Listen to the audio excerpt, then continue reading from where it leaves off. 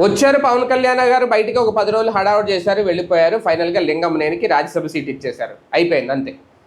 ఈ ప్రిపరేషన్ అంతా లింగంనేని కోసమే, లింగంనేని రమేష్ గారి కోసమే. ఎందుకంటే ఫైనల్గా ఒకటే అర్థమవుతుంది ప్రజలకి, ఓకే ఆయన ఎంత ప్రిపేర్ చేశారా జన సైనికుల్ని, జన సైకిల్ నుంచి వ్యతిరేకత రాకుండా, జన సైనికుల్ని తిరుగుబాటు రాకుండా ఇంత మేనేజ్ చేసుకున్నారా, ఎంత ప్రిపరేషన్ చేశారా లేదా అనేది ఆయనకి తెలియాలి, ఆ పార్టీకి చెందిన నాయకులు అర్థం చేసుకోవాలి. కానీ రాజ్యసభ అనేది సామాన్యుల కోసం కాదు. ఆర్థికంగా స్థిరంగా ఉన్నవాళ్ళు, ఆర్థిక సపోర్ట్ ఇచ్చేవాళ్ళు, ఆర్థిక భద్రత రాజకీయ పార్టీలు కలిగించే వాళ్ళకే రాజ్యసభ సీట్లు. వాస్తవానికి పెద్దల సభ అంటారు అటు రాజ్యసభను కానీ ఇది మండలిని కానీ. ఎందుకంటే పెద్దలు అక్కడ న్యాయ నిర్ణేతలుగా కూర్చోవాలి, పెద్దలు వాళ్ళు చట్టాలు చేయాలి, వాళ్ళ సూచనలు సలహాలు ఇవ్వాలి అనేది కదా ఈ పెద్దల సభ అనేది పెట్టింది. లోక్సభకి రాజ్యసభకి తేడా అది, అసెంబ్లీకి శాసన మండలికి తేడా అది, శాసనసభకి శాసన మండలికి తేడా అది.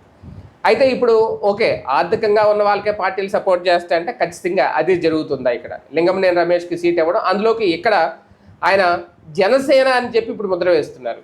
జనసేన నాయకుడుగా ఎప్పటి నుంచో ఆయన కొనసాగుతున్నారు. మరి గతంలో ఏ ఉద్యమంలో పాల్గొన్నారు, ఎక్కడ ఏ ప్రెస్ మీట్లు పెట్టి జనసేన తరపున మాట్లాడారు, ఎక్కడ సమన్వయం కోసం టీడీపీ జనసేనల మధ్య గొడవలు జరుగుతుంటే ఆయన మాట్లాడారు.